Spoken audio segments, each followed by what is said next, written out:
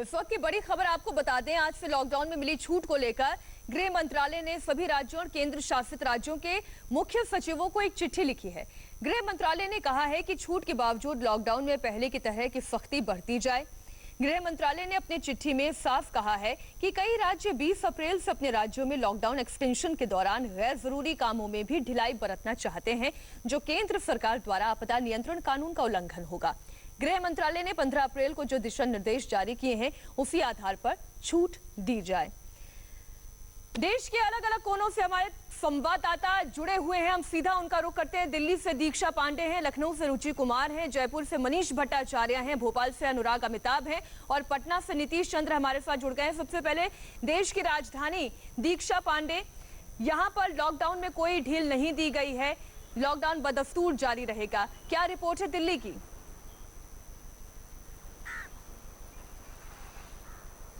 मीनाक्षी, पिछले 24 घंटे में दिल्ली में 110 मामले सामने आए हैं और 2 मौतें भी हुई हैं। ऐसे में समझा जा सकता है कि दिल्ली में जो हालात हैं वो सामान्य नहीं है। पूरे 11 जिले हॉटस्पॉट हैं। ऐसे में सभी पूरे हालात को समझते हुए, विचार करते हुए दिल्ली सरकार ने कोई भी रियायत इस लॉकडाउन के दौरान ना देने का फैसला किया है। हालांकि 27 अप्रैल को तक जो है सभी हालात पर नजर रखी जाएगी और उसके बाद जो है 27 अप्रैल को एक बैठक होगी, समीक्षा की जाएगी। उसके बाद फैसला ये किया जाएगा कि राहत देनी है या नहीं देनी है। जिस तरह से लगातार हॉटस्पॉट यहाँ पर बढ़ रहे हैं, मरीजों की संख्या बढ़ रही है, तो कोशिश ये की जा रही है, सरकार ये कर रही है कि भले ही लोगों की दिक्कतें थोड़ी हो रही हैं, लोगों को कॉम्प्रोमाइज करना पड़ रहा है, लेकिन ये उनके लिए ही है। और ऐसे में सरकार ये कोशिश कर रही है कि लोगों की दिक्कतों को एक हफ्ते का इंतजार दिल्ली वालों को और करना होगा और समीक्षा होगी एक हफ्ते के पूरे काम की, और उसके बाद फिर यह फैसला लिया जाएगा कि क्या ढिलाई की कोई जरूरत है लॉकडाउन में या नहीं। लखनऊ का रुख करते हैं। रुचि, उत्तर प्रदेश के कौन कौन से ऐसे इलाके हैं जहां पर ढील दी गई है और ये ढील किस स्तर पर है? देखिए, यूपी में 50 जिलों में कोरोना के केस मिले थे, लेकिन इनमें से 31 ऐसे जिले हैं जिनमें 10 या 10 से कम केस हैं, तो वहाँ पे थोड़ी ढील मिल रही है। लेकिन जो 19 जिले हैं जिनको बहुत संवेदनशील माना गया है और वहाँ पे ढील नहीं दी जा रही है किसी भी तरह से। इस समय लखनऊ की अगर हम बात करें तो करीब 165 कोरोना पॉजिटिव मरीज यहाँ पर है, तो यहाँ पे कोई छूट नहीं दी गई है। बस इतना किया गया है कि यह सचिवालय विधानसभा जो यूपी का है, जहाँ हम खड़े हैं, यहाँ पे 33% कर्मचारियों को आज से आना होगा, जो बिल्कुल पूरी तरह से बंद था। 15 अप्रैल से यहाँ कुछ मंत्रियों ने आना शुरू किया था। आज से 33% जो कर्मचारी हैं वो आ रहे हैं। ये गेट है विधानसभा का, 7 नंबर इसको कहते हैं, और यहाँ जितने लोग आ रहे हैं, देखिए सबकी थर्मल स्कैनिंग की जा रही है, चाहे वो गाड़ी में हो, जो आगे ड्राइव कर रहे हैं उनकी भी, पीछे बैठे वालों की, जो स्कूटर बाइक से आ रहे हैं, जो पैदल आ रहे हैं, सबकी यहाँ स्क्रीनिंग हो रही है। और पीछे एक वॉश बेसिन लगा है जहाँ हाथ धोकर लोग दफ्तर में जा रहे हैं।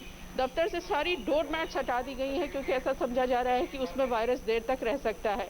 सोशल डिस्टेंसिंग का यहाँ पालन किया जा रहा है, तो थोड़ी सख्ती के साथ सिर्फ लखनऊ में इतना चेंज आया है। और रुचि, आपके पीछे गाड़ियों की आवाजाही और गाड़ियों के हॉर्न की आवाज भी अपने आप ये बता रही हैं कि अब कुछ परिवर्तन दिखने लगा है। जयपुर से मनीष भट्टाचार्य हैं। मनीष, राजस्थान के कौन कौन से जिले ऐसे हैं जहां पर ढील दी गई है?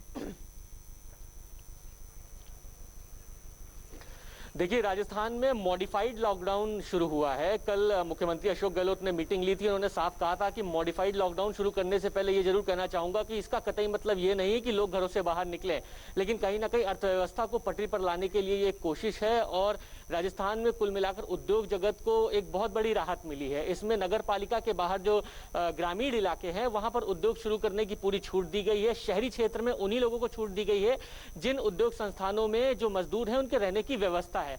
दूसरी बात यह कहा है कि 33% जो सरकारी कार्मिक लोग हैं उनको पहले आने के लिए कहा गया था, लेकिन अब उनको मना कर दिया गया है, वो नहीं आएंगे। अनाज मंडी, फल मंडी, सब्जी मंडी, कृषि संयंत्र, रसायन, ये जो तमाम जो दुकानें हैं इनको कहीं ना कहीं पूरी छूट मिली है, ये पूरी तरीके से लगेंगे। और खासतौर पे जो हॉट स्पॉट है जिनमें एक पर्टिकुलर जो इलाका है उसमें कर्फ्यू वैसे के वैसे ही रहेगी, उसमें यथास्थिति रहेगी, उसमें किसी को भी आने जाने की इजाजत बेहतर है। और आपके जवाब से मैं ये अंदाजा लगा सकती हूँ जो हमारी ग्रामीण अर्थव्यवस्था है कम से कम वो पटरी पर नजर आ रही है। एक छोटे से ब्रेक के लिए हमें रुकना होगा। ब्रेक के बाद हम चलेंगे भोपाल, जहां से अनुराग हमारे साथ जुड़े हुए हैं, और पटना जहां से नीतीश हमारे साथ हैं, और लेंगे भोपाल और पटना में क्या स्थिति है। एक छोटे से ब्रेक के बाद हो रहे हैं फौरन हाजिर।